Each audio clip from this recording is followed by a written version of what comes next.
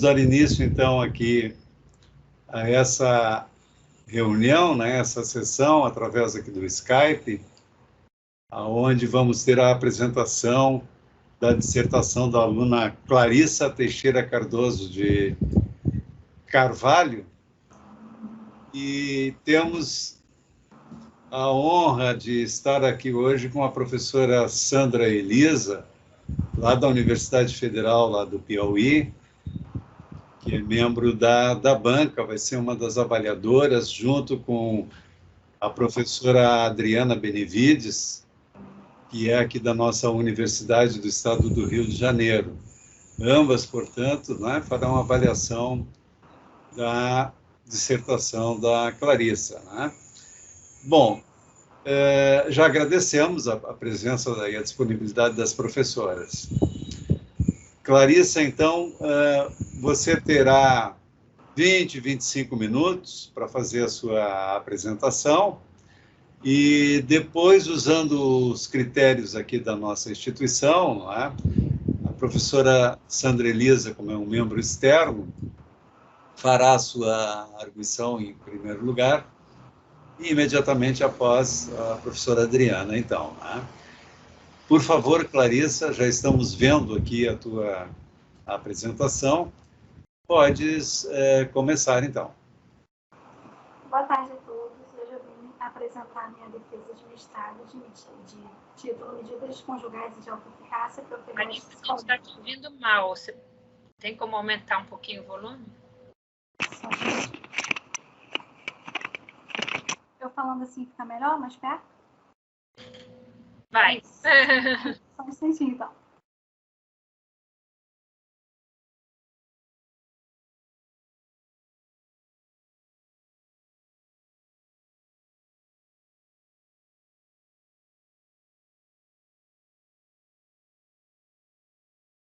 Assim melhora? Tá bom. Bom, boa tarde a todos novamente, né? Quero agradecer os membros da banca que vieram aqui avaliar meu trabalho. Tenho certeza que serão contribuições muito valiosas. Bom, então vou dar início à minha apresentação, né, de título Medidas Conjugais e de Alta Eficácia, Propriedades Psicométricas, que é orientada pelo professor José Hernandes.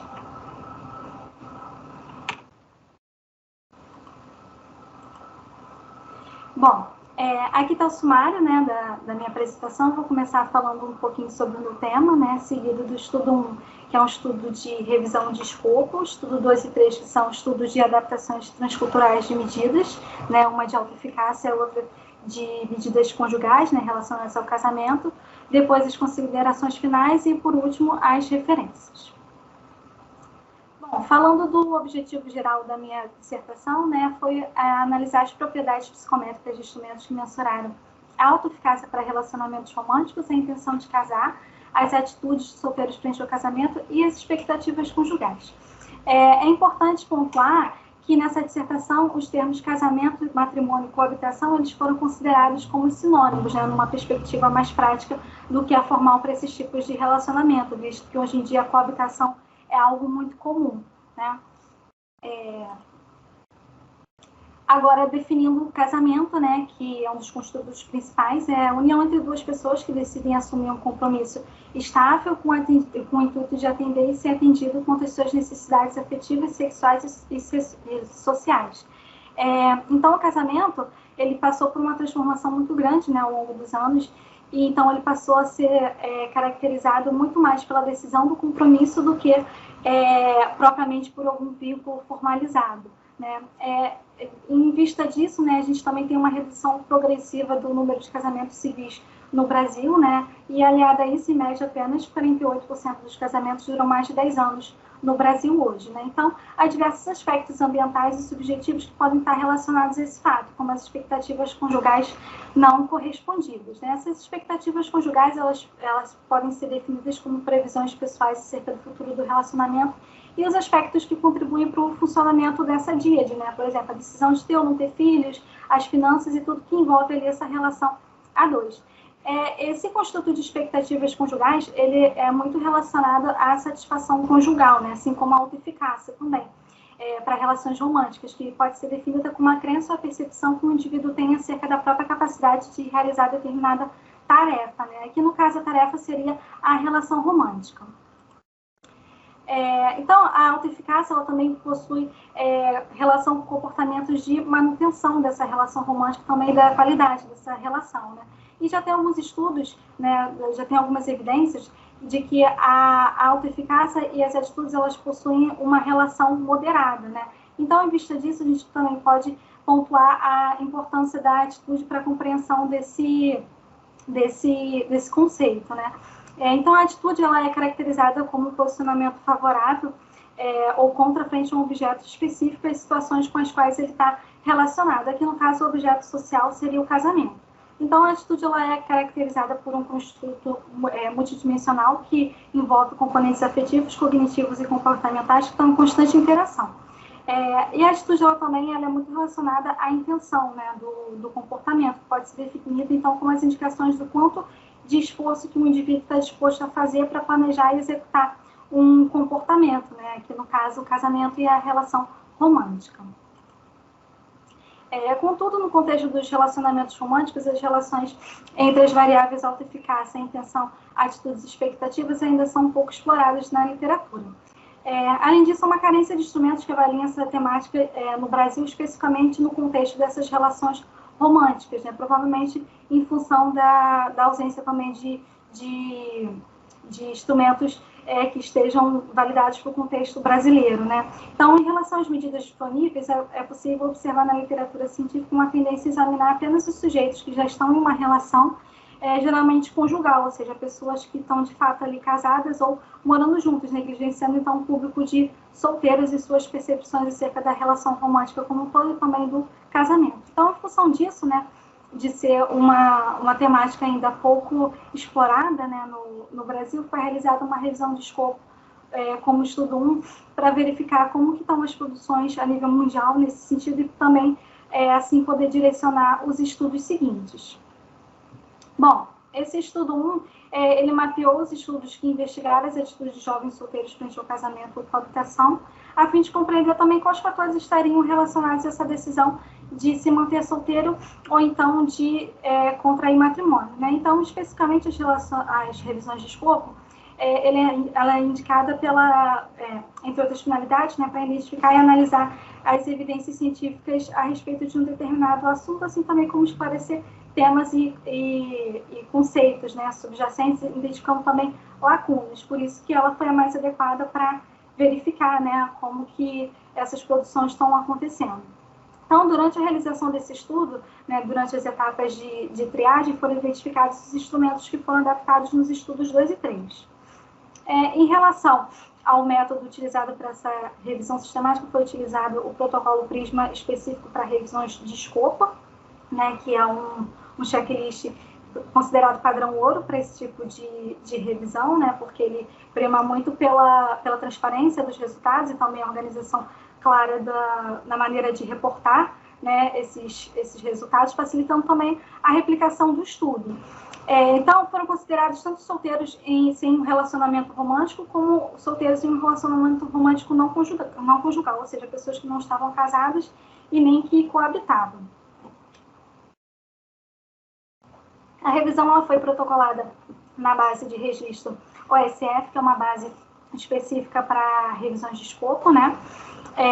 E lá tem as principais informações da pesquisa e também facilita o rastreio dessa revisão por outros pesquisadores, a fim de que duas pessoas não façam, né, o mesmo estudo simultaneamente. Em relação às bases de dados e termos de busca, né, foram utilizadas nas buscas que ocorreram no final do ano passado as bases de dados principais, né, da psicologia, né, o TUB 6, e as seguintes combinações de termos de busca foram utilizados em inglês, né, compreendendo os conceitos que mais interessavam aqui para essa revisão, né, que era atitude, solteiro, casamento, né, coabitação e relação conjugal. Em relação à extração e análise dos dados, né, foram aplicados alguns filtros quando disponíveis nas bases de dados, né? Então, o filtro foi de tipo de documento, né, tipo de busca, estágio de publicação e também estudos revisados por pares. Então, feito o rastreio desses estudos, eles foram alocados no Excel, e lá eles tiveram seus títulos e resumos lidos, né, e eram avaliados segundo os critérios de inclusão e exclusão. Os critérios de inclusão eram ser estudos científicos, né, de pesquisa empírica, e estar em periódicos revisados por pares, além de ter seu material para leitura na íntegra, né, disponível. Em relação aos critérios de exclusão, foram os estudos que não se restringiam à temática de atitude no contexto de casamento com habitação, o público-alvo diferente do público de interesse e literatura cinzenta. Não foram utilizados marcadores temporais em função de já ter esse conhecimento prévio de que é um tema ainda pouco explorado, né? E também não houve restrição em relação aos idiomas dos estudos analisados. Agora, falando dos resultados, né, foi observada uma prevalência de estudos em países orientais e asiáticos, assim como de estudos longitudinais e correlacionais, né, como já era esperado para um estudo da psicologia. As amostras utilizadas variaram significativamente, né, tinham estudos com 2 ou 3 pessoas, né, os experimentais, e outros com amostras próximas de 1.000 pessoas, né, se tratando dos estudos correlacionais. Apenas um estudo possuía participantes com orientações sexuais diferentes da heterossexual.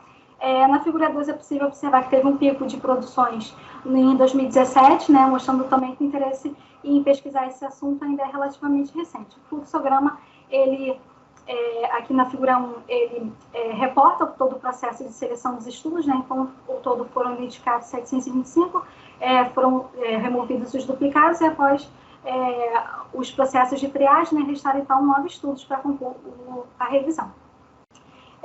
Sintetizando os resultados, foi possível observar que mesmo com a modernidade, os indivíduos ainda possuem atitudes favoráveis frente ao casamento e à coabitação.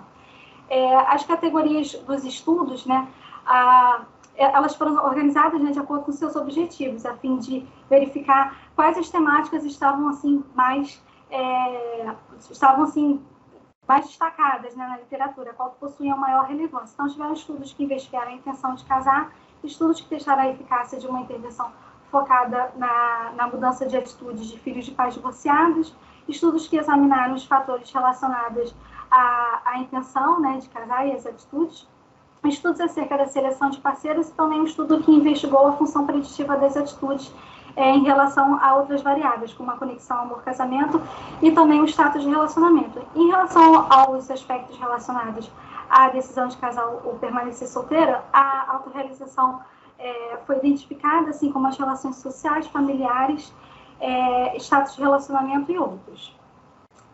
Em relação à discussão, a gente pode destacar que o estudo identificado mais antigo é de 2009, né? Ou seja, isso reflete um interesse relativamente recente em pesquisar a temática. Então, os solteiros possuem atitudes mais favoráveis do que desfavoráveis ao casamento, e quando essas atitudes são desfavoráveis, elas podem ser modificadas, né, através de programas de intervenção. Também a predominância de estudos com amostras orientais e asiáticas destaca também o papel forte da cultura, né, nesses países, que é mais imperativa, e até por conta também da religiosidade, então esses temas são mais frequentes de serem estudados lá. Essa é uma das hipóteses, né, para esse dado. E o delineamento longitudinal também foi o mais utilizado, demonstrando então uma preocupação do acompanhamento a longo prazo, né, desse fenômeno. Em relação às contribuições, limitações e recomendações para produções posteriores, né, o estudo ele estabelece o escopo atual, né, dos estudos empíricos sobre as atitudes de solteiros frente ao casamento, que é um público ainda pouco estudado, apesar dele ser o mais propenso a se casar, né, de acordo com a faixa etária. Os estudos de literatura cinzenta não foram contemplados, mas em outras produções eles podem ser incluídos. E, além disso, essa revisão se dedicou a estudar apenas os solteiros que nunca se casaram anteriormente, porém, com um crescente número de divórcios no Brasil, uma perspectiva nova assim, investigada, que é a condição de ser solteiro novamente após uma separação conjugal, dando início à formação das chamadas famílias recasadas, que são aquelas famílias formadas por pessoas que já tiveram um casamento, né, e aí se separaram e casaram novamente, ou então coabitaram com outras pessoas que também já foram casadas, ou então que não foram casadas ainda. Também foi evidenciada uma ausência de estudos brasileiros, né? E daí veio a ideia de, então, nos estudos posteriores, né, nos estudos 2 e 3, fornecer instrumentos, né, capazes de mensurar esses instrumentos, porque uma hipótese para essa ausência de estudos brasileiros é a ausência de instrumentos capazes de mensurar esses construtos.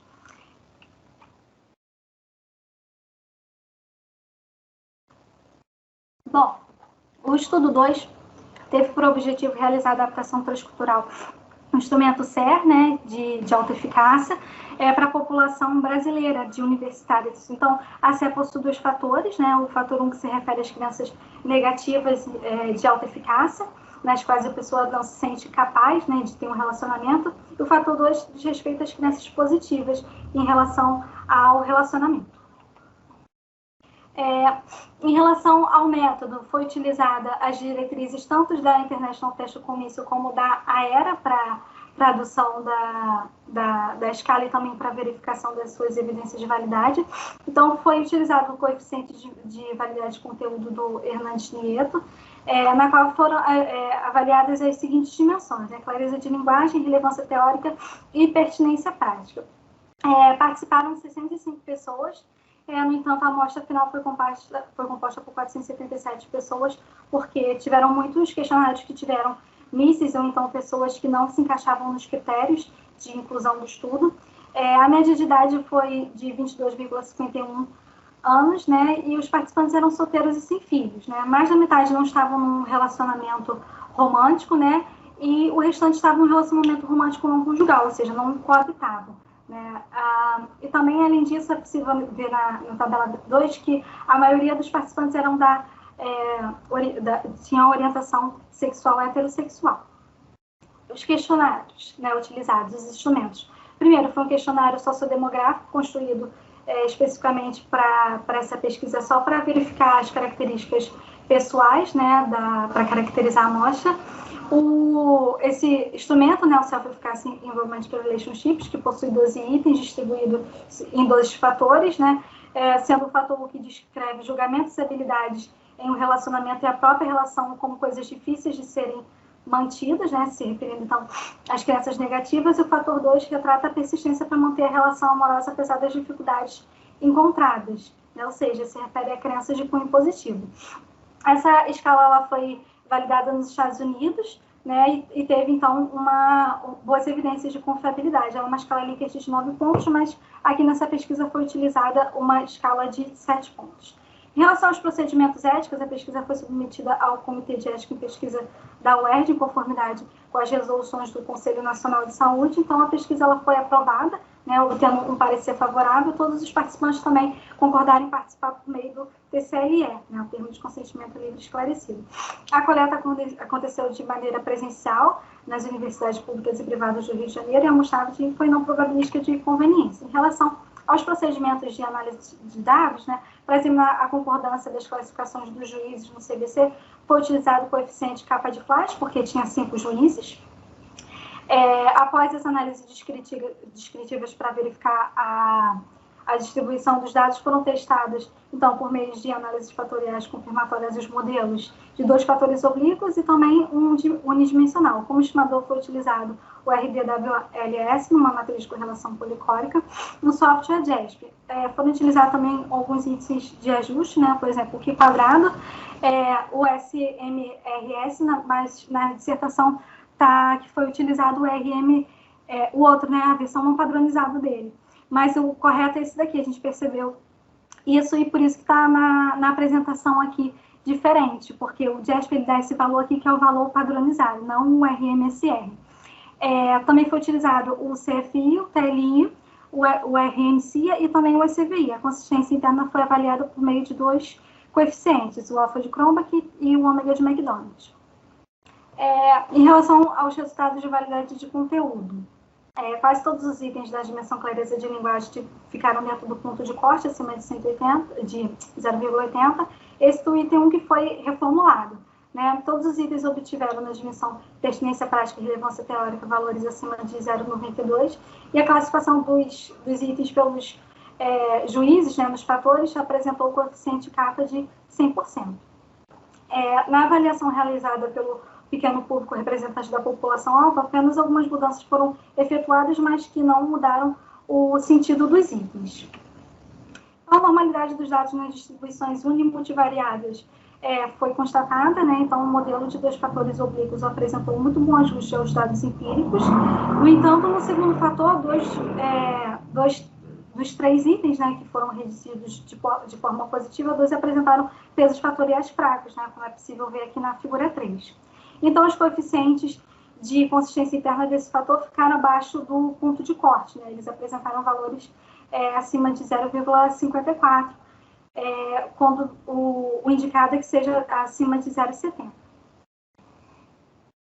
Então, no teste do modelo unidimensional da escala, novamente os coeficientes de ajuste foram muito bons. Contudo, persistiram os pesos fatoriais baixos, né, nesses mesmos itens, nesse modelo unidimensional também, de acordo com o ponto de corte estabelecido de 0,50. Então, após a exclusão desses itens fracos, uma nova análise fatorial testou um modelo unidimensional, mas dessa vez com 10 itens, né? Ou seja, tirando esses itens que apresentavam pesos fatoriais mais fracos, né? Aí, nesse caso, né, nesse novo modelo, todos os itens alcançaram o ponto de corte de 0,50. Para avaliar se o ajuste do modelo unidimensional da SER é significativamente melhor do que o modelo dos 2 fatores oblíquos, foram então comparados esses ajustes, né? Então, os ajustes, os resultados indicaram que o melhor ajuste o melhor modelo, né, para essa escala é o unidimensional com 10 itens, que foi o que apresentou o melhor ajuste aos dados empíricos. Então, a consistência interna desse modelo também se mostrou adequada, né, de acordo com os pontos de corte, e o valor do ECVI, que é o índice que compara, né, os modelos, também apresentou um melhor ajuste em relação aos outros. A validade de conteúdo, com exceção do item que foi reformulado, né, todos os itens tiveram valores dentro do ponto de corte de 0,80 do Hernandes Nieto. E os criadores da escala encontraram uma estrutura de 2 fatores utilizando uma análise dos componentes principais, né? Na Turquia, um outro estudo encontrou a mesma estrutura através de uma análise fatorial confirmatória.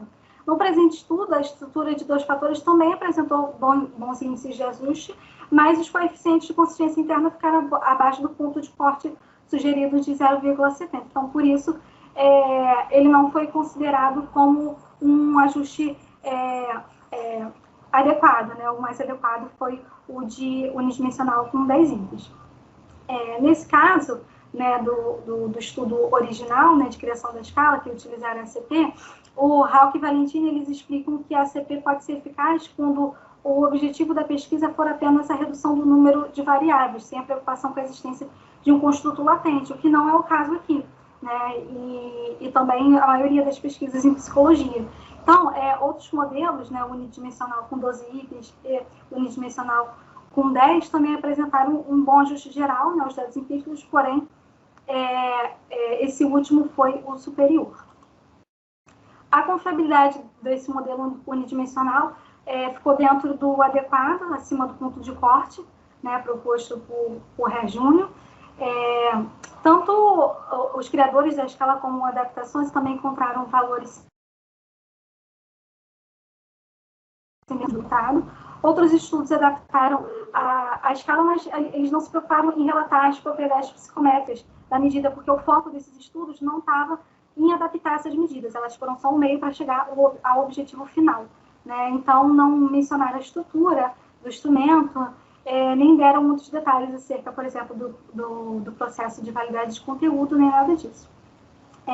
Mas alguns estudos deram contribuições acerca da validade preditiva, né, da SER. Então, na Indonésia, Dinártica e colaboradores concluíram que a alta eficácia para relacionamentos românticos pode prever negativamente a variável vergonha corporal. Isso vai de conta ao pressuposto de que a alta eficácia é um conceito diretamente ligado à autoestima.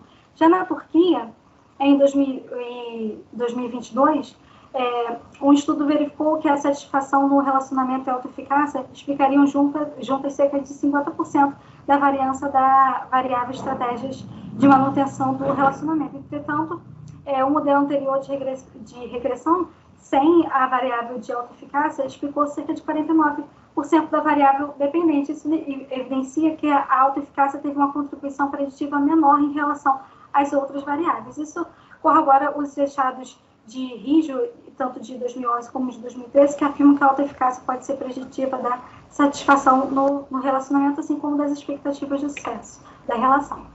Em relação às contribuições, limitações e recomendações para estudos posteriores, conclui-se que a adaptação da CE apresentou propriedades psicométricas adequadas para a medida e é melhor representada através de um modelo unidimensional de 10 itens, né, diferente da estrutura originalmente proposta, né, pelos autores.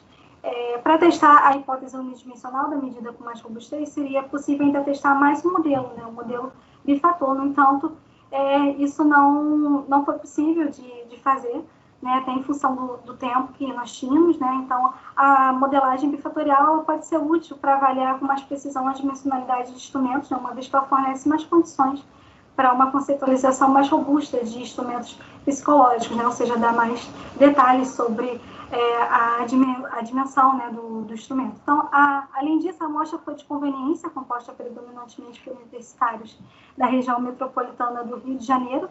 Então, em função disso, recomenda-se a realização de mais pesquisas com diferentes amostras, né, utilizando essa escala a fim de tentar fornecer evidências mais robustas, né, para as propriedades psicométricas dessa escala e assim como também testar outros tipos de evidências de validade.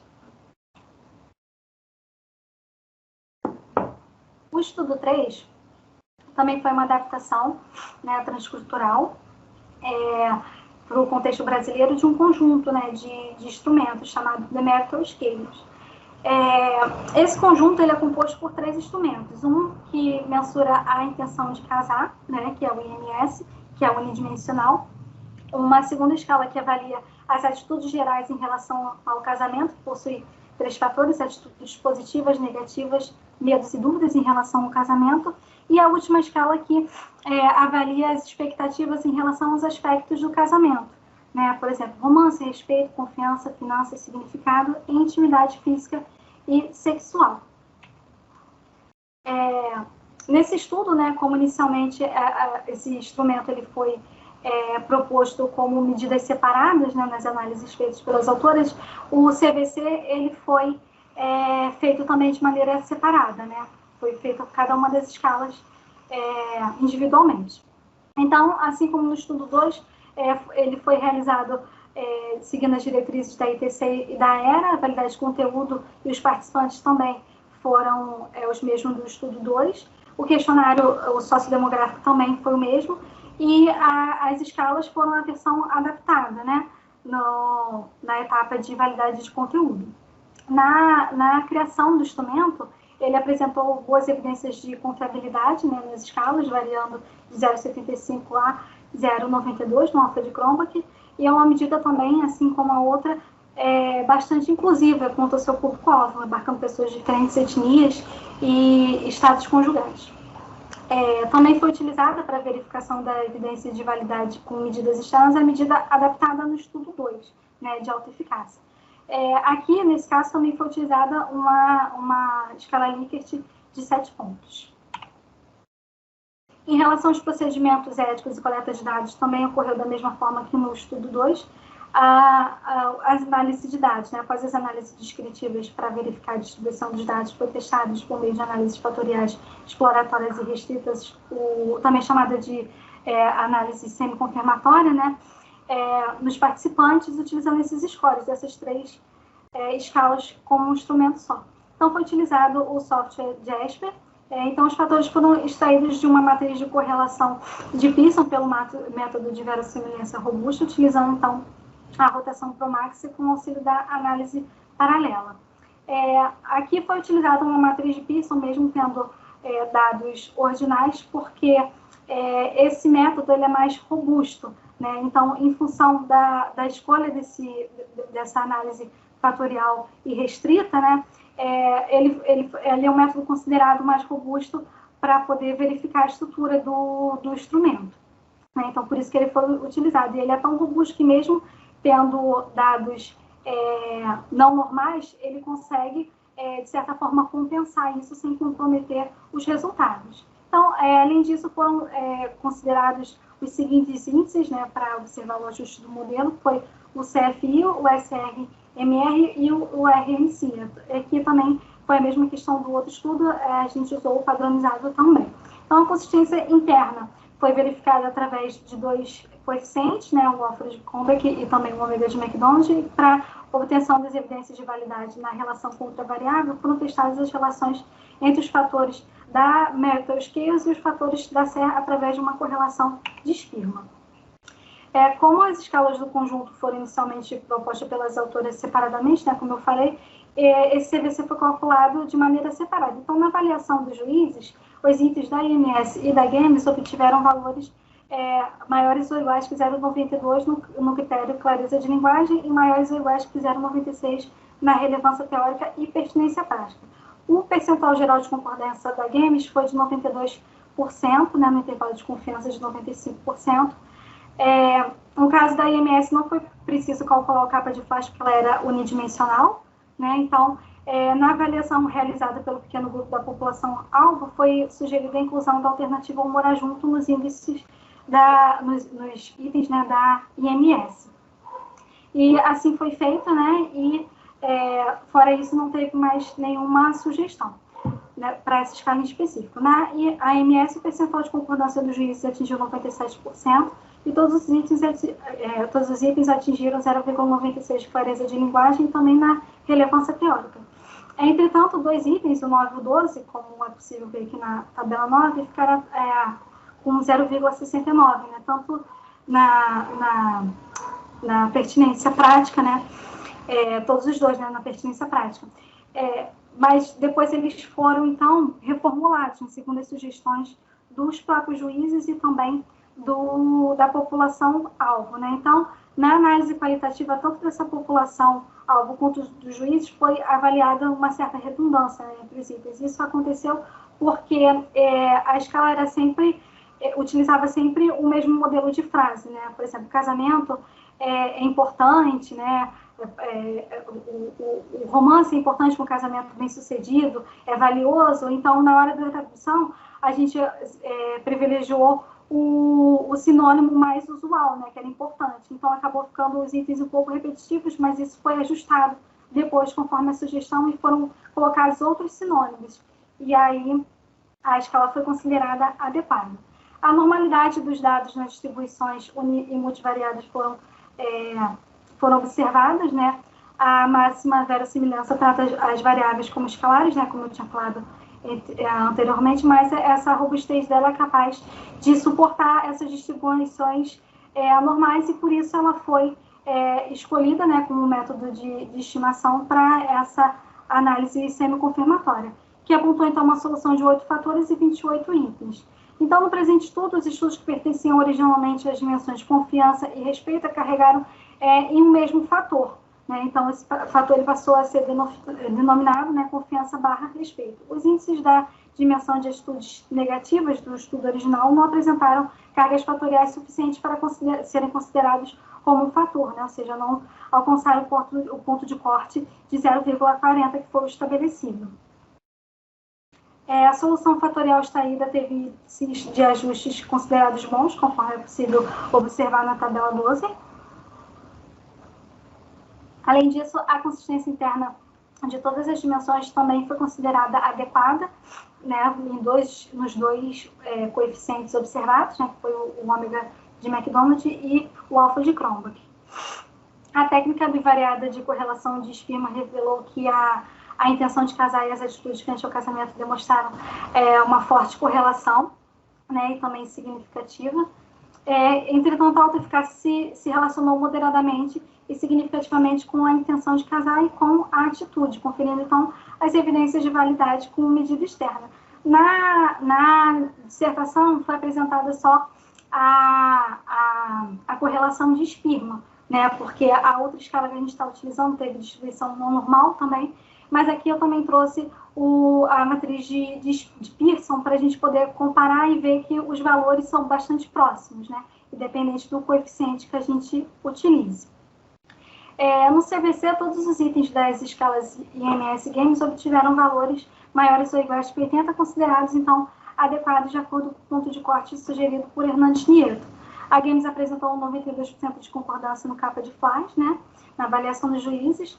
Já na MS, todos os itens alcançaram 0,96 na clareza de linguagem e relevância teórica. Porém, aqueles 2 itens, né, 9 e 12, ficaram com valor abaixo do aceitável e precisaram ser reformulados. Aí, ao final, o CAPA-DFLAS ficou com 97% de concordância, um valor também considerado adequado.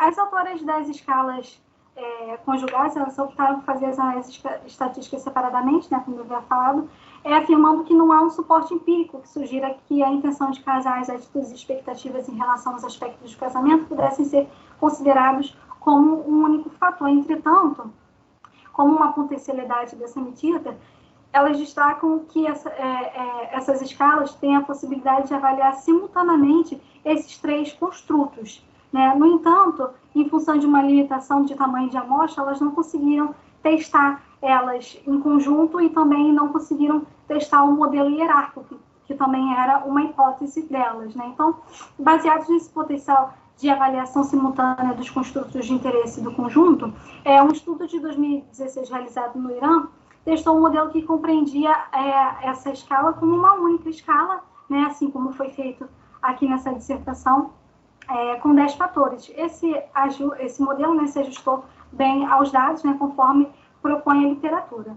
Então, de maneira semelhante a esse estudo, né, realizado no Irã, o presente estudo ele testou as escalas conjugais como um único instrumento, utilizando, dessa vez, a análise semiconfirmatória, né, que é a análise fatorial e restrita, que foi escolhida em função da complexidade do modelo e também da escassez de evidências disponíveis, né? Como era um instrumento muito incipiente, nesse sentido também não tinha muitas adaptações para a gente ter um comparativo e tinha essas possibilidades de outros modelos que as próprias autoras sugeriram, foi optado por fazer essa técnica, né? Essa técnica foi escolhida porque ela é mais robusta. As cargas fatoriais de todos os itens da solução ficaram acima do ponto de corte de 0,40, né? O menor ficou 0,45, o maior 0,95. Os índices de ajuste também indicaram um bom ajuste do modelo. A confiabilidade também foi adequada, de acordo com o ponto de corte de Ré Júnior, assim também como o ajuste geral, né, do modelo. Então, em contraste ao atual estudo e ao de Falaishai, de 2016, outros estudos adaptaram somente a GAMES, né, que é aquela escala de atitudes gerais, que tem 10 itens. Esse estudo, né, de Fan e colaboradores encontraram por meio de análises fatoriais uma estrutura de 2 fatores, que era de atitudes positivas, né, e atitudes negativas. Esse era o modelo inicialmente proposto, né, pelas autoras, o que elas achavam que iria acontecer, né, um modelo hipotetizado por elas, mas que só foi encontrado nesse estudo, né, realizado por Fan, com adolescentes filhos de pais divorciados na Malásia. Então, por outro lado, o estudo realizado em 2012 encontrou a mesma estrutura de Park e Rosen, entretanto, a confiabilidade da dimensão de atitudes negativas ficou abaixo do considerado adequado, mas com um ajuste geral bom, né, aos dados.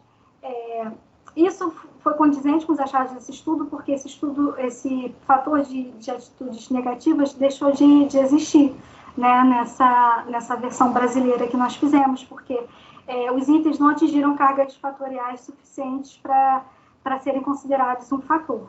Né? Então, a respeito das correlações encontradas entre as dimensões que o instrumento avalia a intenção de casar e as atitudes frente ao casamento, né, teve uma correlação forte, né, considerando o ponto de corte de 0,50 proposto por Cohen. Por outro lado, os fatores atitudes, medos e dúvidas apresentaram uma correlação moderada, né, assim como no estudo original também, e no outro realizado em 2022. Também, além disso, considerando o papel que o meio social desempenha, né, para o desenvolvimento dos indivíduos e os modelos que os pais e cuidadores podem representar, se destaca o estudo realizado na Turquia, em 2019, que encontrou uma relação negativa entre o conflito interparental e as atitudes frente ao casamento. Em relação às evidências de validade baseadas na relação com outra medida, o presente estudo utilizou a medida adaptada no estudo 2, né, de alta eficácia. e a correlação de Spearman indicou correlações moderadas, né, entre alta eficácia e as dimensões dessas escalas conjugais, né, ou seja, os fatores de intenção de casar, atitudes frente ao casamento e medos e dúvidas.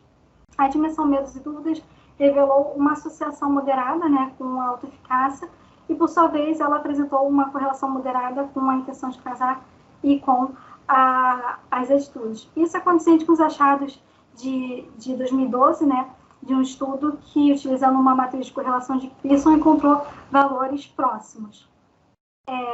Os resultados encontrados aqui apontam que a medida possui evidências de validade e fidedignidade para a população de jovens solteiros universitários, considerando a escassez a nível mundial, né, das evidências a respeito disso, é necessária a realização de mais estudos com a medida para verificação de suas propriedades psicométricas, tanto com outras amostras, né, verificando as suas evidências de validade também, né, com outros públicos, e também verificando outros tipos de evidências de validade. Além disso, a amostra foi de conveniência de universitários da região metropolitana do Rio de Janeiro. Agora, falando das contribuições, as considerações finais, né, e contribuições, limitações de todos os estudos aqui da dissertação, na revisão de escopo, foi possível concluir que, geralmente, os jovens solteiros maiores de 18 anos e sem filhos têm de ter atitudes mais positivas frente ao casamento, e que, quando essas atitudes são negativas, elas podem ser modificadas através de programas de intervenção. Fatores que podem estar relacionados à atitude, às atitudes frente ao casamento, né, nesse público em específico, tá, autorrealização, né, religiosidade, relações sociais e familiares, entre outros. Os estudos longitudinais que se destacaram nessa revisão, né, a respeito disso, foi possível notar que há um cuidado em acompanhar, né, o fenômeno a longo prazo e suas possíveis repercussões no desenvolvimento humano. Em relação às evidências de validade da CER, foi possível concluir que o modelo unidimensional com 10 itens se ajustou melhor aos dados empíricos com a amostra brasileira, né, em relação aos outros modelos testados, e apesar de ter demonstrado uma estrutura diferente da originalmente proposta pelos autores e também encontrada em um outro estudo, a versão apresentou propriedades psicométricas adequadas. Em relação às escalas conjugais, também elas também apresentaram propriedades psicométricas adequadas para a utilização com a mesma população de jovens solteiros brasileiros, e a estrutura encontrada foi de 8 fatores, né, e também de 28 índices. Então, além disso, a intenção de casal teve uma forte correlação com as atitudes frente ao casamento, né, e além disso, a autoeficácia também teve correlações moderadas com os outros fatores das escalas conjugais, configurando a validade com medidas externas. Então, com a realização da presente dissertação, foi possível concluir que o casamento ainda se configura como uma instituição social consolidada e faz parte, portanto, dos planos dos jovens, ainda que seja de maneira mais formal ou informal, né, agora com a popularização da coabitação, que também precisa ser investigada, né, a fim de verificar o que está levando, né, essa transformação nessa instituição do casamento. Né? Isso conduz a uma reflexão de que o casamento pode não se configurar mais como o único legitimizador social da união entre duas pessoas e, por consequência, também da formação familiar. Contudo, os motivos para isso ainda precisam ser melhor explorados. Então, considerando que o meio social pode servir de modelo para a nova família que os jovens irão formar, a família desempenha um papel fundamental no desenvolvimento desses sujeitos, de modo que pessoas que vêm de uma família disfuncional tendem a ter atitudes mais negativas frente ao casamento. Ainda que a autoeficácia não tenha sido evidenciada no estudo como um dos fatores associados às atitudes frente ao casamento, ela obteve correlações moderadas com a intenção de casar, com as atitudes frente ao casamento e com os medos e dúvidas, como já era esperado, né, pelo menos no contexto das atitudes, em função de um outro estudo realizado em 2012 ter achado o mesmo resultado. Assim, essa dissertação, né, pode ser útil no sentido de fornecer instrumentos, né, adaptados para uma investigação mais focada na relação entre as variáveis estudadas e suas associações, né, com outros fatores. Né, por exemplo, a relação familiar, o presenciamento ou não de conflito parental durante a infância e adolescência, as características de personalidade, a religiosidade, o contexto socioeconômico em que o indivíduo vive, e também a transição da adolescência para a idade adulta, todos os aspectos que envolvem esse processo que é muito marcado por mudanças, né, no desenvolvimento, mudanças corporais, busca pela identidade, e vários outros fatores que podem estar associadas a essa transição de fase do ciclo vital. Aqui estão as referências no QR Code. Assim eu finalizo a minha apresentação. Obrigada. Muito obrigado, Clarissa, pela tua apresentação. Vamos, então, passar a palavra aí para a professora Sandra Elisa Freire, professora lá da Universidade Federal do Piauí. Professora Sandra Elisa, por favor, fique à vontade. Estão me ouvindo? Sim, estamos ouvindo, mas não estamos lhe vendo. Eu estou tentando abrir minha câmera aqui, peraí, porque deu um probleminha, não sei. Deixa eu ver, eu vou começar a falar, tá? Enquanto ela abre aqui. Mas, assim, inicialmente eu quero agradecer a Hernandes, né, e a Clarissa pelo convite, né, de estar aqui participando dessa defesa. Acho que faz um tempo, né, Clarissa? Acho que faz um pouco mais de um ano, né, que eu participei da sua qualificação. E é um prazer, assim, estar acompanhando e vendo, né, a conclusão do seu trabalho, tá?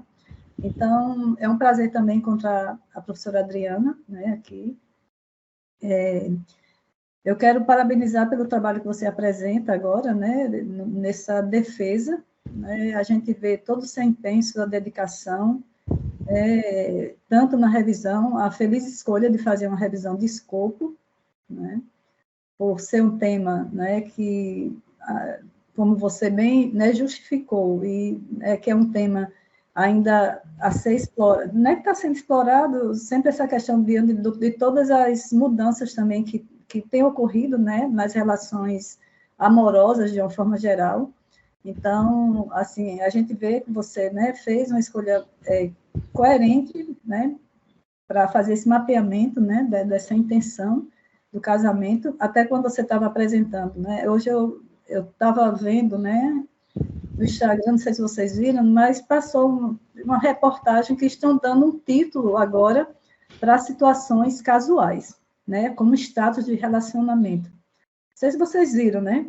Situationship, né? Estão chamando isso, né? Dizendo que é a condição para essa relação, né, essa relação casual, que é o status do relacionamento. Então, a gente observa que, ainda que as pessoas, né, hoje em dia, a forma como as relações amorosas elas são vividas, né, se tenta dar um novo status, mas a todo medo, às vezes, de um compromisso, é a impressão que eu tenho, né? Lógico que isso a gente precisa pesquisar para saber se confirma, mas tentando, né, deixar algo, né, mais superficial possível, mais aberto possível, mas de toda forma, quer dizer, já querendo dar um status de relacionamento, uma relação casual, né, que é o ficar que a gente chama, né, popularmente conhecido.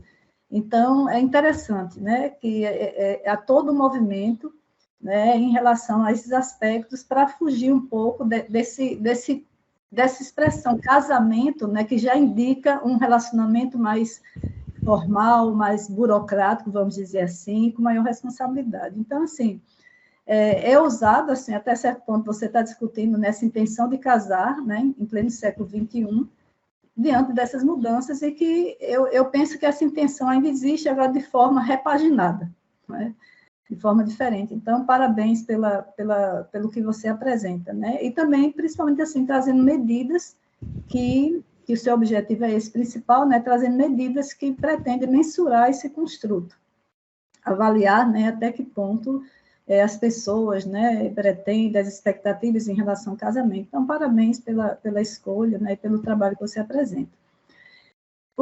As questões que eu vou colocar aqui, Clarissa, vem mais no sentido de curiosidades, né, e, né, se você puder esclarecer, e não tanto assim questionamentos, né. Primeiro, no seu trabalho, no primeiro estudo, né, do estudo da revisão de escopo, desculpa, eu estou tentando aqui abrir minha câmera, tá? Mas é porque ela travou e eu não sei por quê.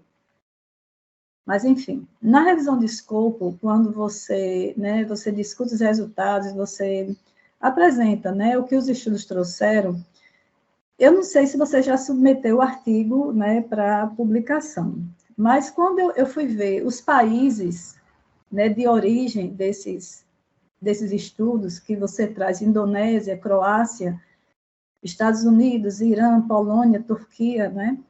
Eu fiquei pensando até que ponto também a questão da religião está atravessada nessa intenção ou não. Claro que não é o foco principal do seu estudo, mas como questões religiosas, né? Então, tem países aí que adotam o islamismo, né, como religião, tem países do catolicismo, às vezes dependendo do catolicismo mais radical, né, mais conservador. Estados Unidos, que é um país também considerado cristão, a gente sabe que se divide entre cristãos católicos, né, e protestantes também. A gente sabe que nos Estados Unidos tem estados mais conservadores e outros mais liberais. Então, eu acho que seria interessante, né, dado essa especificidade dos países de origem que você destaca nos estudos encontrados, talvez ter uma discussãozinha, né, não precisa ser muita coisa, mas 1 ou 2 parágrafos, chamando a atenção para esse aspecto, porque eu penso que quando a gente fala, principalmente em casamento, né, casamento e religião é algo que, de certa forma, caminham juntos, né, dado a religião, o foco que a religião dá ao casamento, a questão da união de 2 pessoas, a questão da família. Então, dependendo da religião, ela vai ser mais rígida, mais conservadora ou não. Então, eu penso que isso é um aspecto que seja importante você estar ressaltando. Não precisa ser o centro, nem tomar uma discussão, mas é um aspecto, né, de sugestão.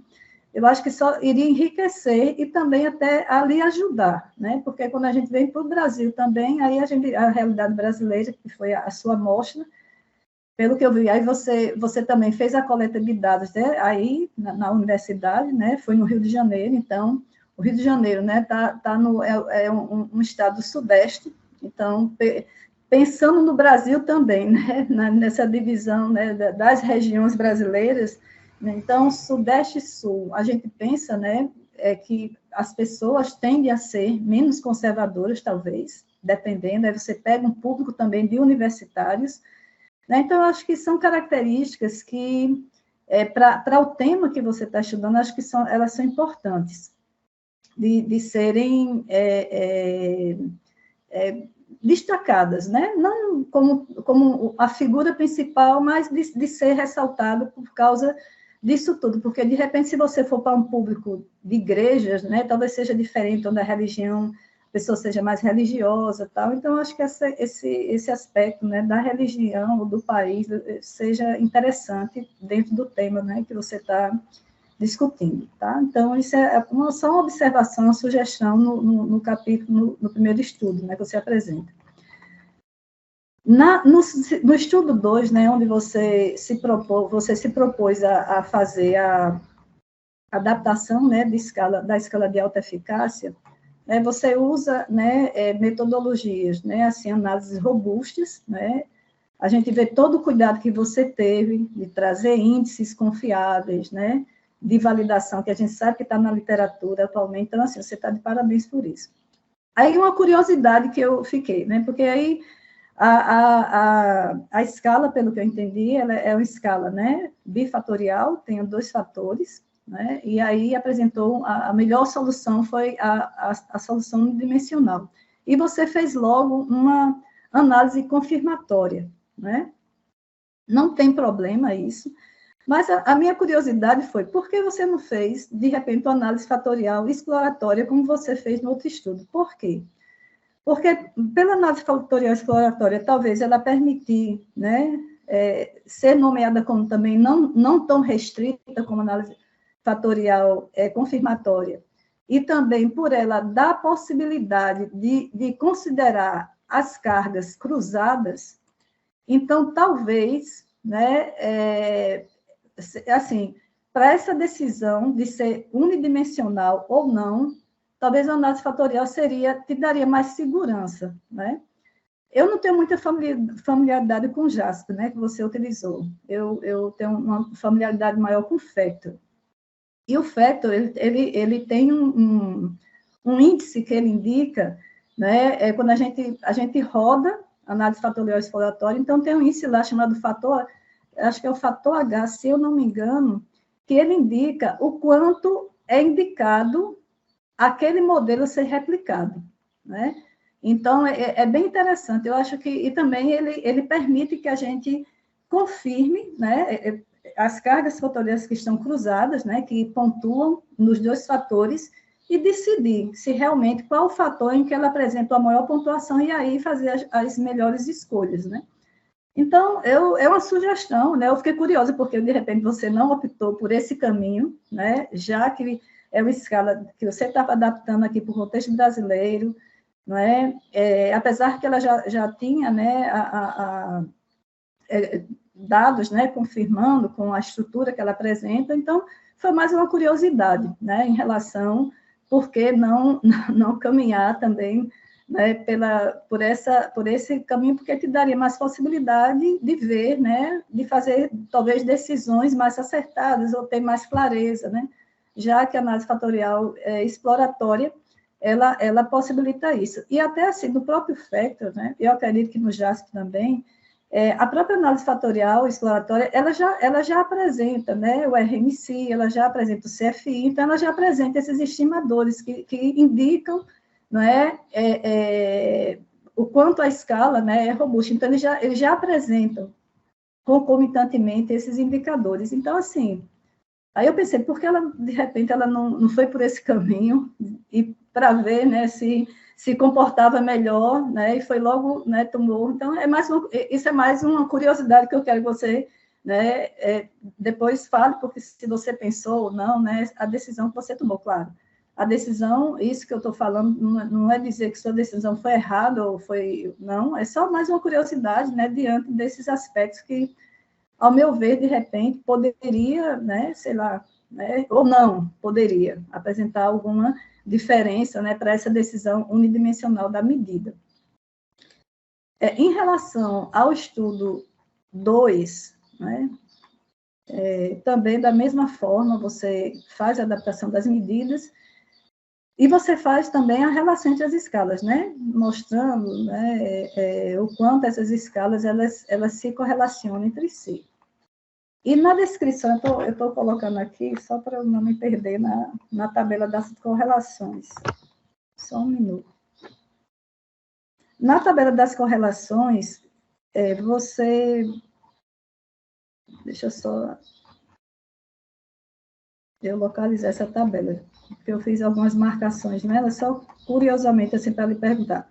Então, assim, eu encontrei aqui. Você, quando começa a descrever, né, as correlações, na própria descrição, eu acho que você apresenta a correlação da intenção de casar com atitudes frente ao casamento, né, como considerando forte. Você não descreve as outras, apesar que na discussão você resgata um pouco das outras, né, das outras correlações, né, as que apresentaram, né, moderada, né, e fraca, assim, moderada, você não fala das fracas, eu entendo, né,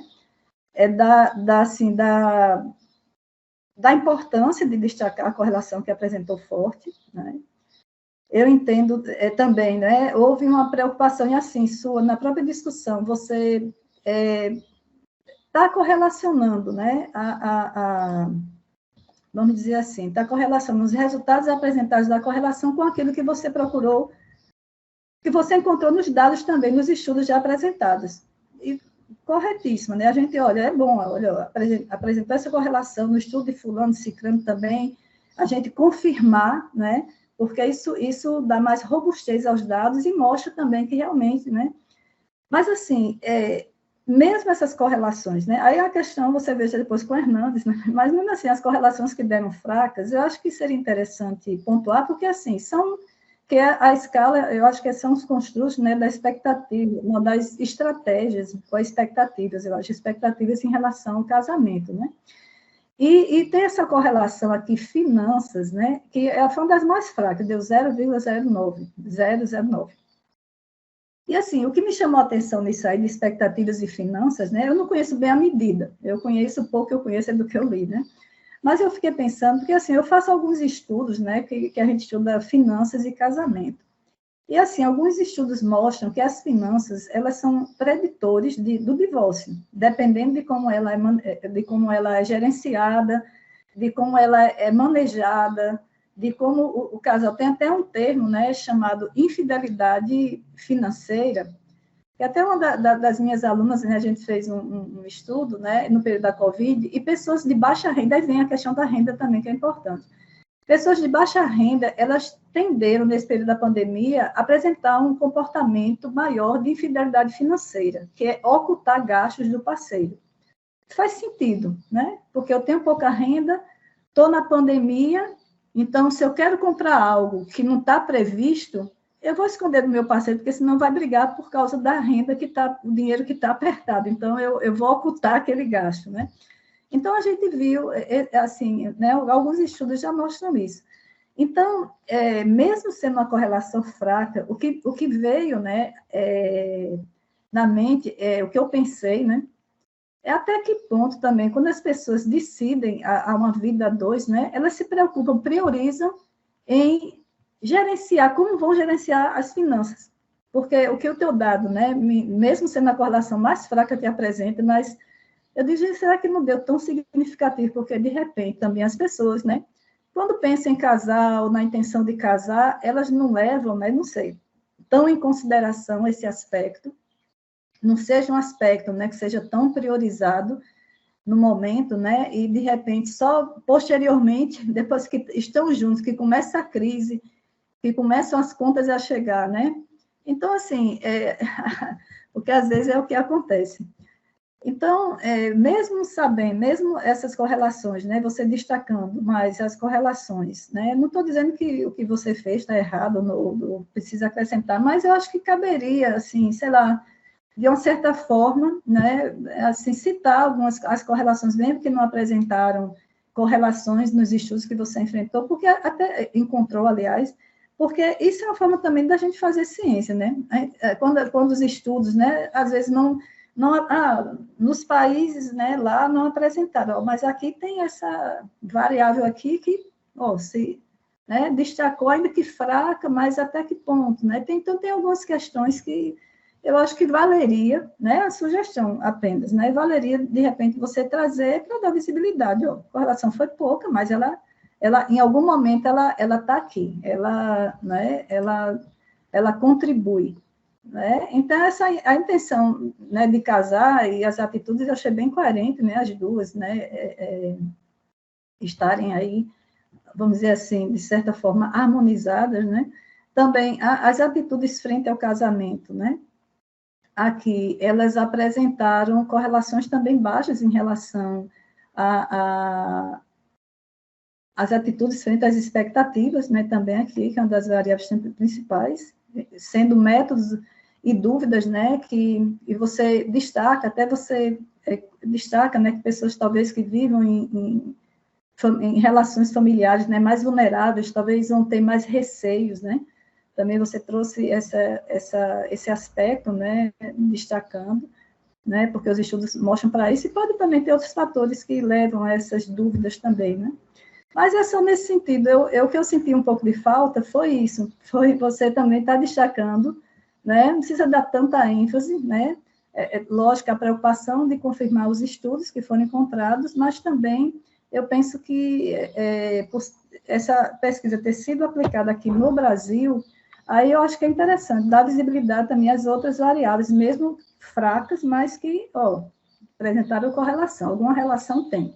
Foi fraca, mas elas estão aí, porque talvez quem vai pegar...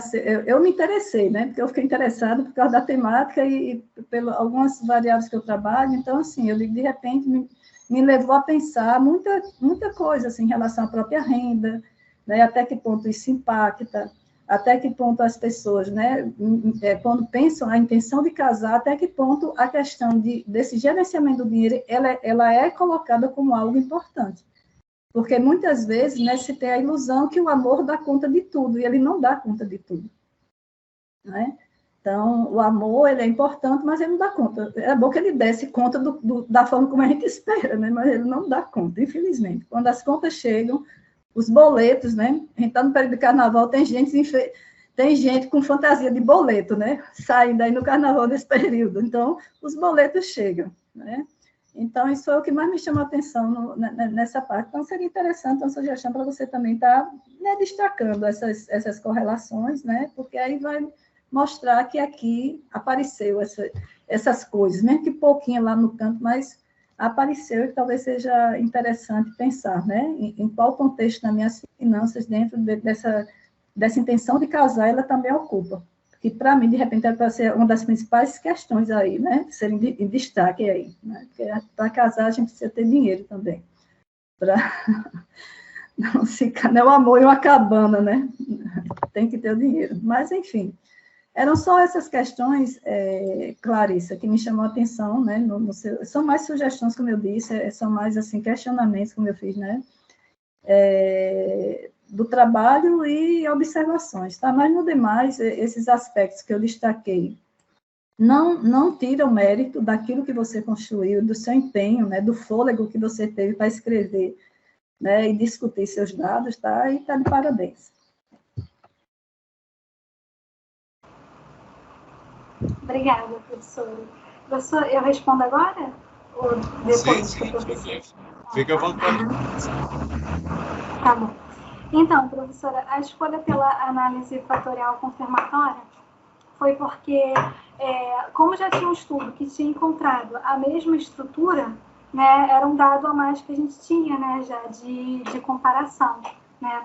Então, e também como era um construto relativamente simples, né, porque em tese autoeficácia é autoeficácia, só o que varia é a crença ser positiva ou negativa, né? Então a gente optou por fazer comparando, né, os modelos, tanto que a gente escolheu, né, colocar ali também o ECVI, que foi o que determinou, né, a comparação dos modelos, né, que eu acho que é equivalente àquele H que a senhora estava falando.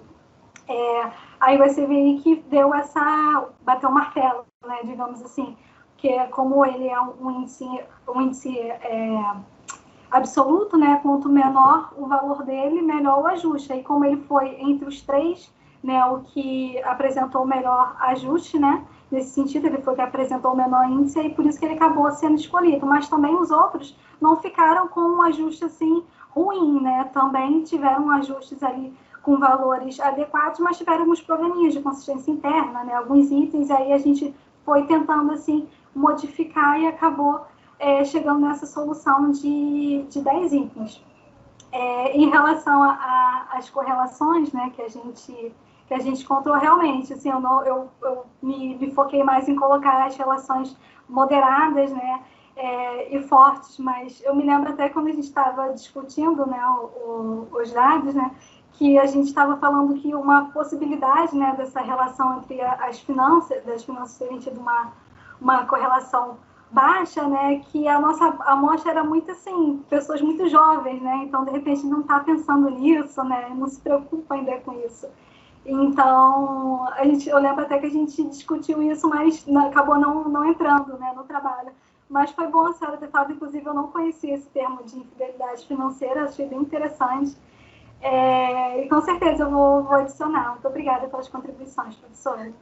Só uma observação, se me permite, essa parte que você falou, né, que eram pessoas muito jovens, né, eu acho que isso é um reflexo também até da educação financeira que não se existe, né, nas famílias, porque muito também do casamento, da ideia vem daí, né, então a gente vê, tudo bem, eles são jovens, mas assim, podiam pensar, não, mas eu quero casar, eu quero ter dinheiro, mas parece que as finanças, o amor, né, que a gente, como eu falei, a gente espera muito dele, mas ele não é tudo isso, né, é a idealização que a gente faz do próprio amor. Mas é interessante essa questão, né, da pouca idade que você fala aí. Né? Então, só isso.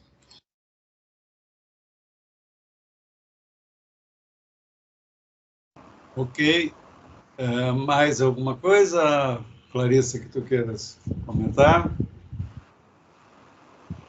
Só em relação à localidade, né, que a professora tinha falado, eu esqueci de comentar, né? Realmente, eu acho que isso acabou também, de certa forma, influenciando, né? Porque como foi da região metropolitana e aí também público muito de universitários, né? Acho que acabou também tendo forte influência isso, com certeza. Obrigada, professora. Então, está. Muito obrigado, professora Sandra. Vamos passar a palavra à professora Adriana, então, para fazer a sua arguição. Professora Adriana, por favor, fique à vontade.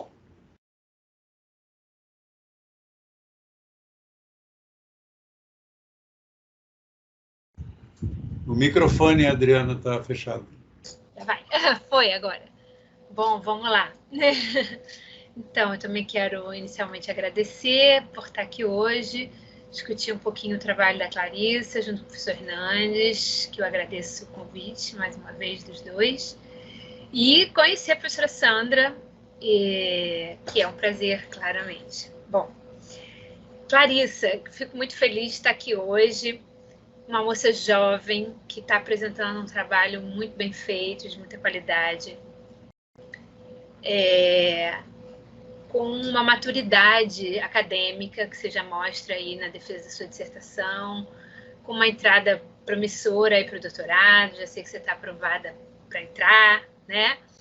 Então, fico muito feliz de estar aqui hoje, de acompanhar um pouquinho essa tua trajetória, você foi minha aluna, essa tua parceria com a tua irmã, que é muito bonita, e se reflete um pouquinho aí na dedicatória que você faz para ela, no agradecimento. Então, isso tudo é muito bacana de acompanhar na trajetória, na sua e na dos alunos em geral, né? Esse tema é um tema que eu compartilho, de certa maneira, com o grupo de vocês, né? As medidas conjugais, a autoeficácia também é uma variável que a gente estuda bastante. E também, de antemão, eu quero te dizer que o que eu vou comentar aqui são comentários e contribuições para o futuro, talvez.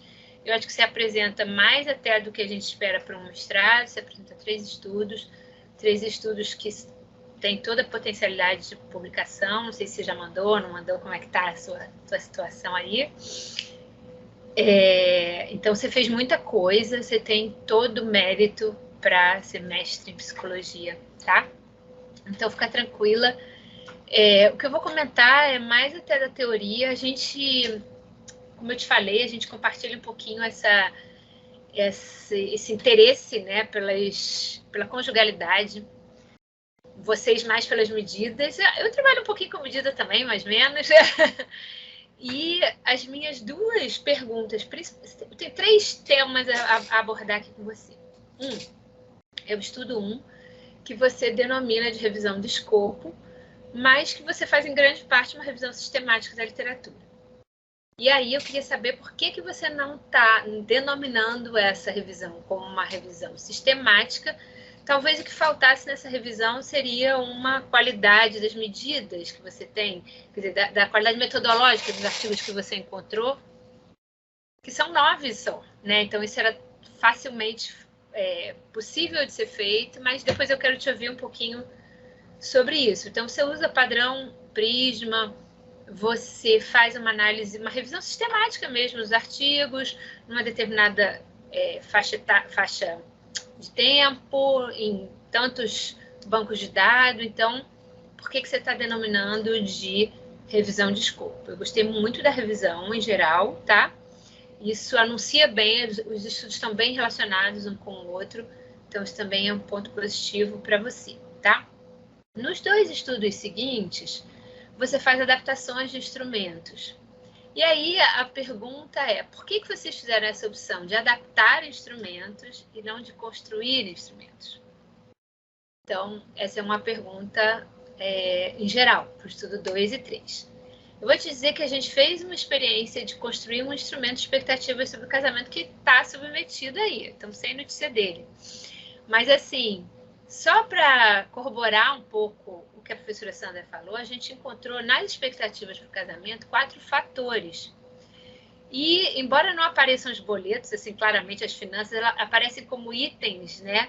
E o amor também aparece como itens de um único fator, que é o fator da conjugalidade. Então, o amor está dentro, junto com as finanças, nesse espectro conjugalidade. Depois a gente encontrou parentalidade como uma expectativa importante para o casamento, sexualidade e transgeracionalidade. Então foram esses os 4 fatores que a gente encontrou como expectativas do casamento.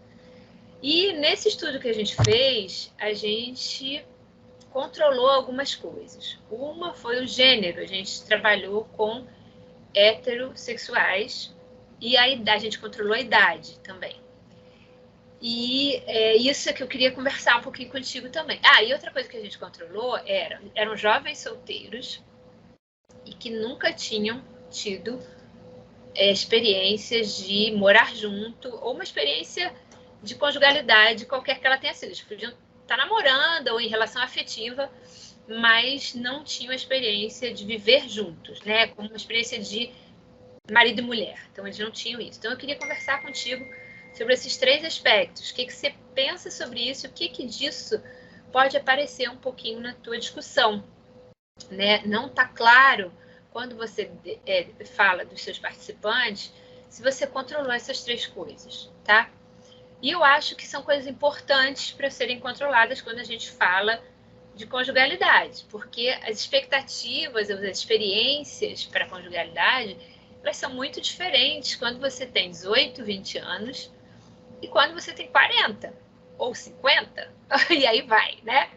Então, as expectativas são outras. E por quê? Porque as experiências de vida são outras, né? E você também tem uma comparação forte com estudos orientais, não é isso? Você tem outros estudos que são culturalmente muito diferentes da nossa cultura. E embora você cite isso aparece pouco na sua discussão.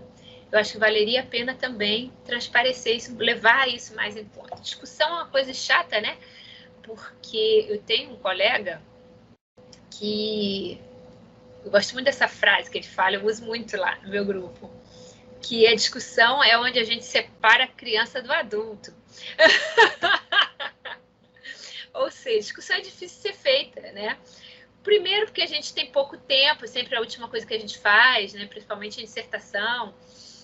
Quando a gente tem tempo assim, para fazer um artigo que não seja esses mais regulares, né, de dissertações ou teses, que a gente não tem jeito, você tem que fazer discussão por último, eu gosto de fazer a discussão primeiro, antes de fazer, inclusive, até a introdução. Porque isso, depois dos resultados e discutir os resultados, é mais fácil fazer a introdução, né? Do que o contrário. Mas, então, discussão, geralmente, em dissertação, é a última coisa que é feita e a gente tem muito tempo para rever, amadurecer dado, né? E trazer a teoria. Então, esse é um ponto que eu gostaria também de destacar com você. Você faz análises super robustas, não teria nada a dizer sobre isso, a professora Sandra já comentou, sobre as correlações mais fracas, moderadas, enfim, sobre os modelos que você vai encontrar aqui. Para mim, isso é tudo muito bem feito, você tem uma super orientação nesse sentido, e você está se apropriando muito bem disso, mas na discussão é hora também de trazer a teoria. E é isso que vai fazer a maior diferença na hora da publicação dos seus artigos. Então, esse tipo de coisa, esse tipo de controle que você pode destacar nos teus participantes e trazer isso na discussão. Comparações culturais dos teus resultados, comparação de gênero. Será que esses resultados você vai encontrar em orientações diferentes, em idades diferentes? Será que pessoas que já tiveram experiências anteriores de viver conjugalmente, mas que hoje são solteiras, elas não tiveram... desfizeram essas relações e hoje vivem como pessoas solteiras, elas também têm as mesmas expectativas, enfim, as mesmas relações? Então, isso é que eu acho que pode trazer um pouquinho mais nas tuas discussões, principalmente para as publicações, tá? Não precisa nem se preocupar com isso agora na dissertação. Então, em geral, é isso, tá? Que eu queria comentar contigo. Depois você fala aí o que você achar que deve. Em termos de estrutura da dissertação, seu texto é muito claro, a gente lê muito facilmente.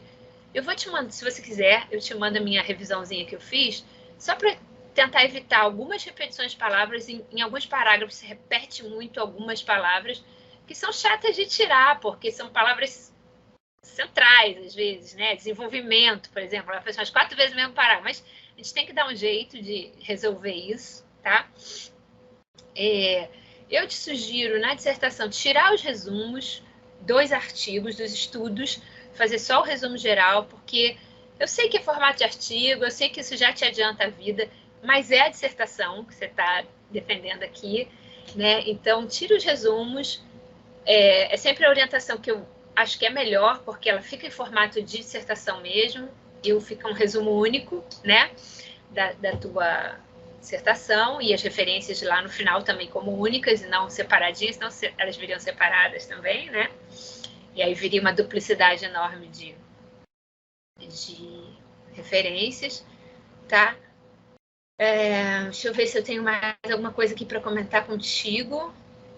Eu acho que é só isso. Eu gostei muito de você trazer a autoeficácia junto para essa relação, né, das relações conjugais, e quanto isso é importante também para a gente lidar, principalmente nos momentos mais difíceis, né, o quanto a gente é capaz de lidar com isso, né, e até no momento das finanças mais apertadas, como é que a gente vai resolver isso.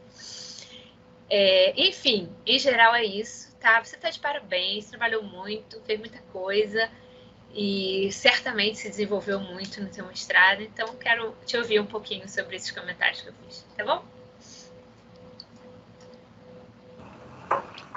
Bom, em relação ao primeiro estudo, né, de revisão, a gente escolheu o de escopo por 2 razões, né?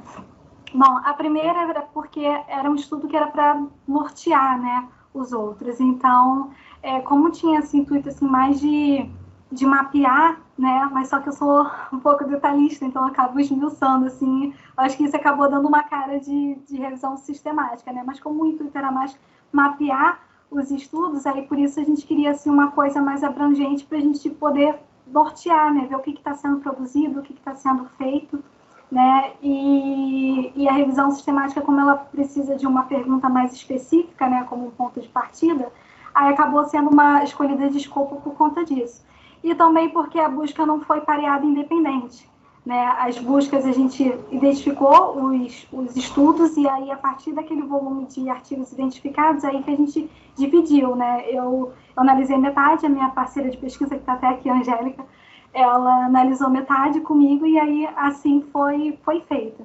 Em relação aos outros estudos, né, por que a gente adaptou e não construiu, como os instrumentos foram rastreados no meio dessa revisão e eu já tinha interesse, né, nessas variáveis, eu acabei assim, gostando dos instrumentos e acabei escolhendo e também em função do tempo, né, porque como tem muitas variáveis, eu teria que acabar optando, né, ou por um ou por outro, porque eu não ia ter como construir os instrumentos todos, né, de uma vez. Mas já está nos meus planos para o doutorado fazer a construção de um instrumento, né, sobre o amor. E a terceira pergunta, qual foi mesmo? Deixa eu ver aqui. Foi, em relação aos critérios, pergunta, né? São comentários sobre esse controle dos participantes. Sim. Os critérios, né, a gente fez de acordo com o questionário mesmo. A gente colocou questões para ver o público que seria, que se encaixaria, né, na nossa população-alvo e o público que não se encaixaria, mas na discussão, né, eu acabei não trabalhando tanto isso, né, as características tão próprias, né, dessa população. Então, a gente acabou utilizando-se mais como um rastreio mesmo, né? Então, a gente colocou um corte de idade, né?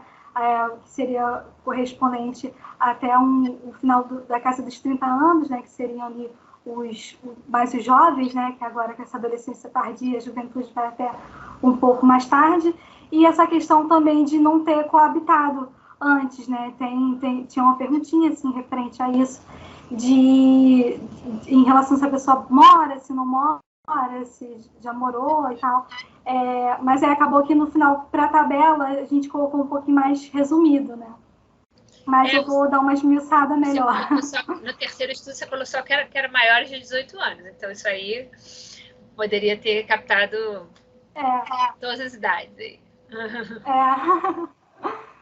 Eu tenho que arrumar essa parte, realmente. Arrumar. Ainda por cima, se você tem até 30 anos, até mais tranquilo de você arrumar, são idades mais próximas, né? Mas ainda assim, vale a pena você discutir, porque 18 e 30, estou pegando os extremos, obviamente, mas você vai ver aí qual é, se você tem extratos, né? Dá uma olhadinha, ver se você tem extratos e quanto você tem em cada extrato, para você discutir isso bem, isso vale a pena, eu acho, tá? Tá bom? Tá bom, professora. Muito obrigada.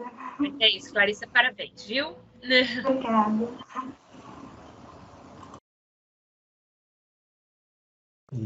Ok, já respondeu tudo, Clarissa? Muito obrigado, professora Adriana. Bom, então vamos pedir a vocês, né, que eu acho que fica mais prático, nós já fizemos isso da outra vez também, que vocês se retirem aí um pouquinho, né? Fica mais cômodo para nós ficarmos aqui. E eu chamo vocês, né, assim que terminar, né, que a gente vai conversar com a banca. Quando nós tivermos terminado lá, eu chamo vocês retornam, tá bom? Então tá. A nossa colega aqui, e veja, isso seria muito interessante também da gente ouvir a Edna, né, nesse tema, que ela tanto se interessa por essa questão da transição, né, para uma vida adulta, né? E eu acho que é bem aonde está focado o teu trabalho, né? E ela certamente também traria uma porção de coisas, assim como umas professoras aqui trouxeram, que poderiam ser exploradas, né? Nem que seja como hipóteses, né? Poderiam vir para dar mais significado, digamos assim, não é, a essa coisa toda. Embora a gente esteja trabalhando com medidas e tal, não é? Acho que faltou isso. Eu achei muito, não é, assim, precisa a atuação delas, não é? Acho que na banca anterior que nós tivemos também a professora Fayad lá e o professor Mauro Magalhães também trouxeram essa mesma contribuição lá para o trabalho da Giane, né? Agora vamos ter amanhã, eu acho, né, a banca aí da Lorena, né? Então, temos que aproveitar isso, né, pessoal? Quer dizer, veja que a gente está tendo um feedback do nosso trabalho e eu concordo plenamente com isso que tá vindo aí, né? Nós precisamos avançar, né? E a professora Adriana usou aí essa coisa, né? O que separa realmente, né?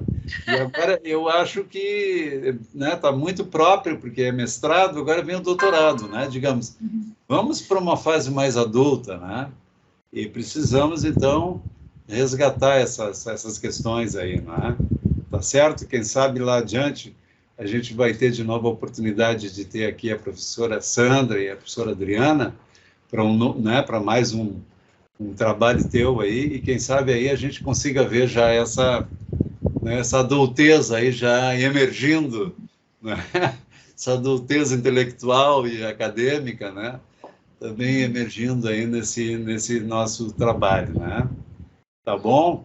Então, as professoras acham que tu fizesse um trabalho, né? Acho que relativamente exaustivo, e acho que isso foi mesmo, tu tens um trabalho extenso, né?